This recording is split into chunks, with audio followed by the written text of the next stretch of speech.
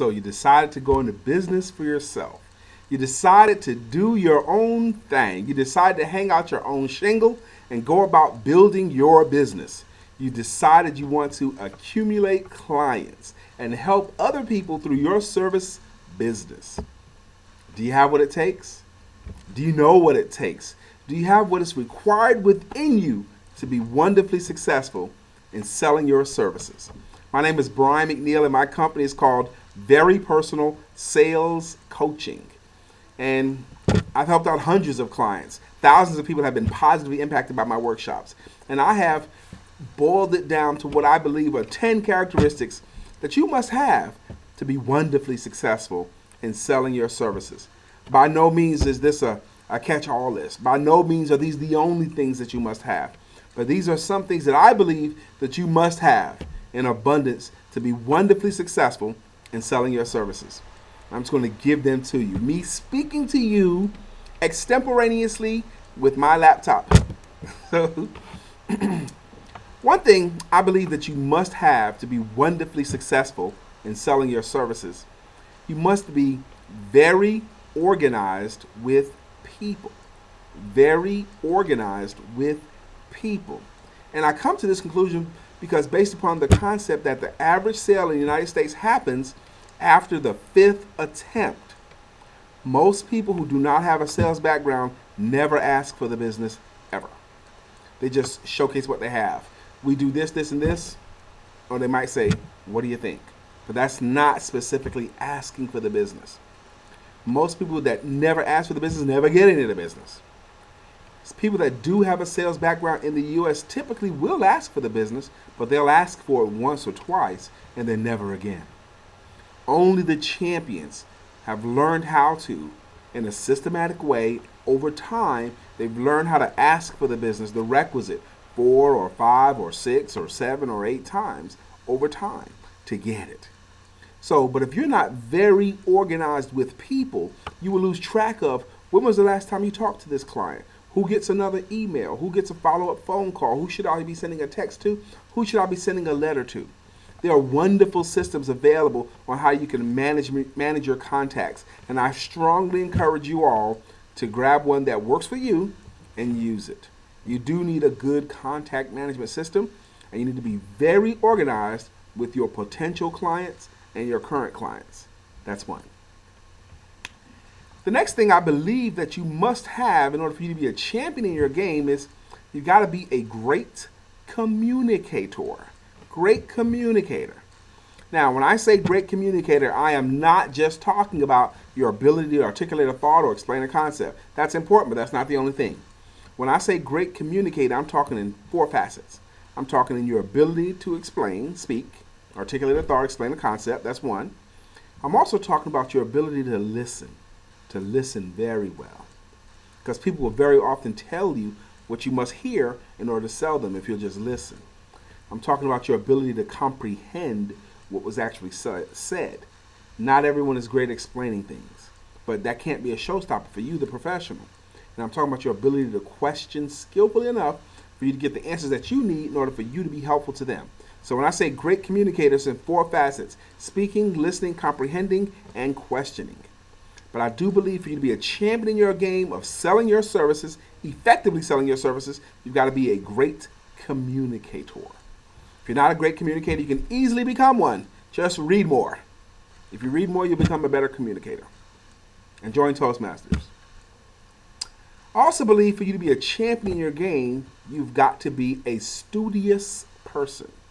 Never let yourself believe that you're ever out of training. Information does not keep. You have to learn what you need to learn and then learn it again. Then you have to get your education and then get your education again, then get your education, then get your education. It never ends. You should never let yourself believe that you're ripe and you know all there is to know about your game. If you're ripe, you start rotting. You should always keep yourself in a constant green and growing mode. You need to study your craft, study industry, you study your sales, study marketing, study psychology. Constantly studying. I am of the opinion that if you're in business for yourself or if you're endeavoring to go into business for yourself, you need to get yourself on a very disciplined system of studying at least 30 minutes to an hour a day. You can study lots of times. You can study right before you go to work. You can study within your car. Turn your vehicle to automobile university through CDs or whatever.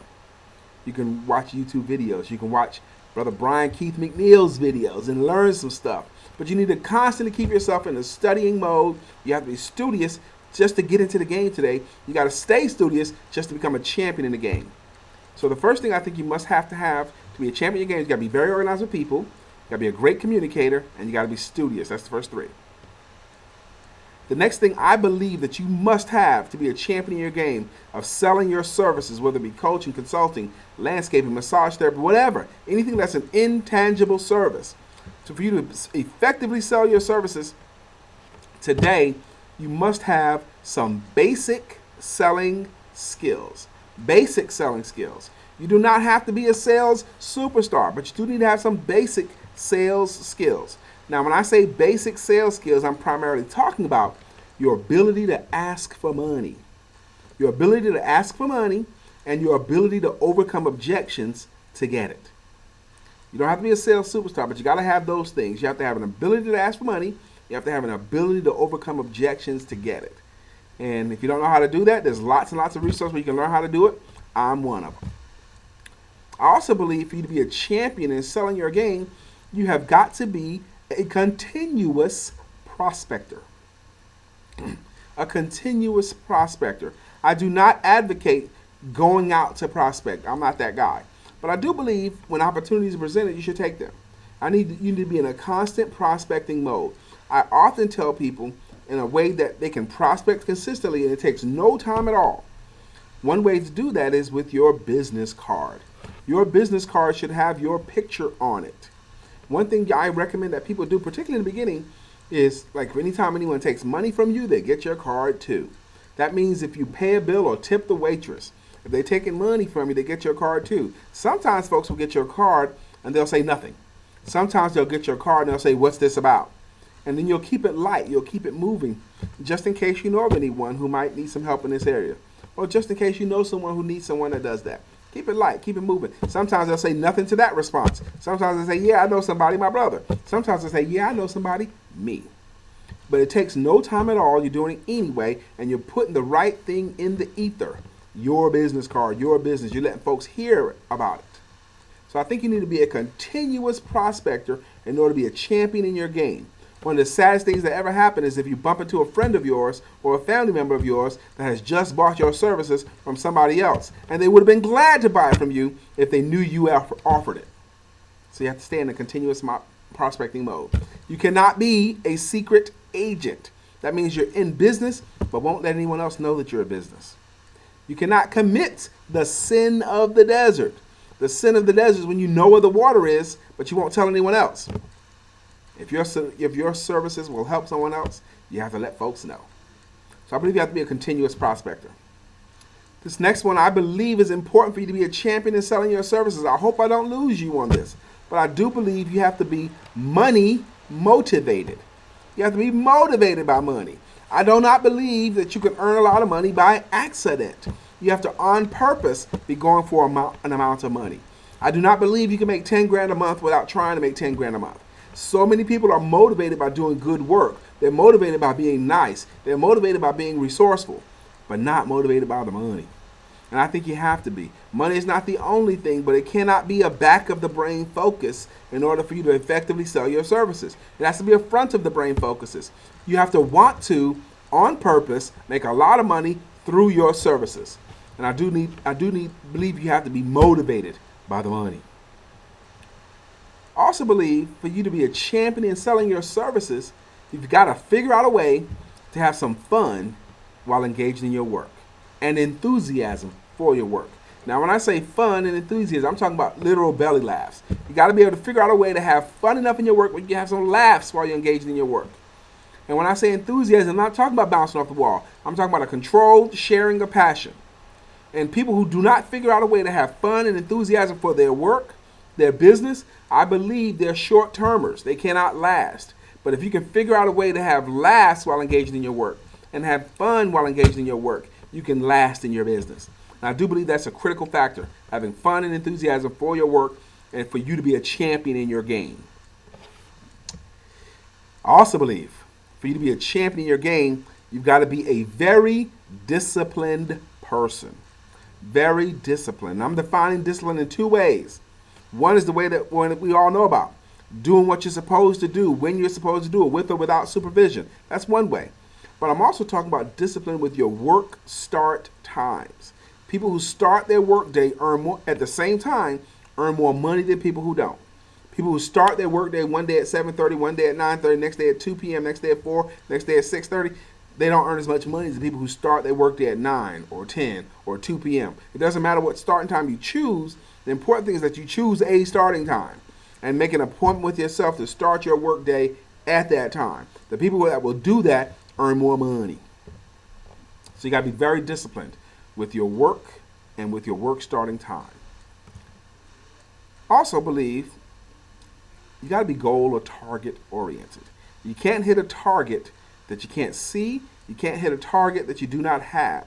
I do understand there's a groundswell of folks out there now who espouse that you don't need to be goal oriented. You should just grind because that's just what you do. You don't have to have targets. You go out there and do your work as good as you can do it because that's what you do. I'm old school in the opinion that you got to have a goal, you got to have a target, something to shoot for. Zig Ziglar used to say it all the time. If you come to work today because you came to work yesterday, then you're 2 days older and no closer to a goal that you don't have. So I do believe you have to work by targets. What are you trying to get done on this day? What are you trying to get done this calendar week? What are you trying to get done this calendar month? And have those things before you. Work towards a target. If you work towards a target, I believe that's one of the critical factors for you to be a champion in your game.